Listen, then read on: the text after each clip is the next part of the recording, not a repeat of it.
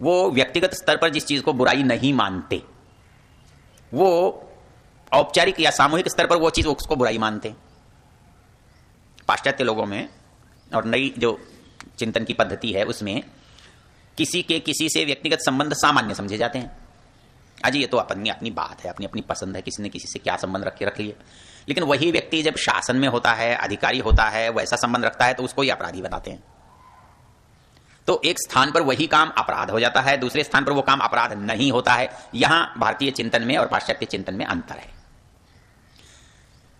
कोई अपराध ऐसा नहीं है जिसे पाश्चात्य लोग करने में छूट न देते हो, कोई भी। और उसका नाम उन्होंने क्या रख रखा है? आज ये पर्सनल लाइफ है, ये उनका व्यक्तिगत मामला है।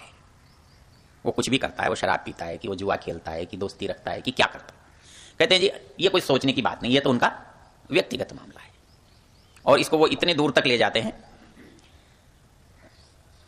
जो हमारे अच्छे से आर्य समाजी हैं, उनका आर्य समाज शाम को 6 बजे बंद हो जाता है, फिर वो दूसरा समाज शुरू हो जाता है। वो कहते हैं जी ये देखो, इसमें आप मत बोला करो। बोले ये तो अपनी अपनी प्राइवेट लाइफ, निजी जीवन है, और निजी जीवन को आप सामाजिक जीवन से बांधने नहीं चाहिए।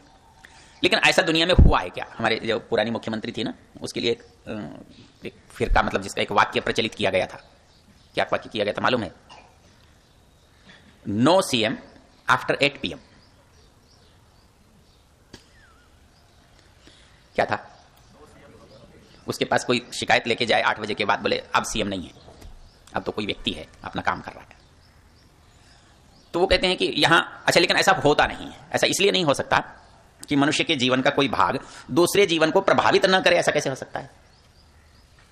मेरा जुए का, शराब का जो साथी है, शाम का, छुट्टी का, वो काम वाले दिन मेरे सामने नहीं होगा, ये कैसे होगा? और होगा तो उसका प्रभाव नहीं होगा, ये कैसे होगा?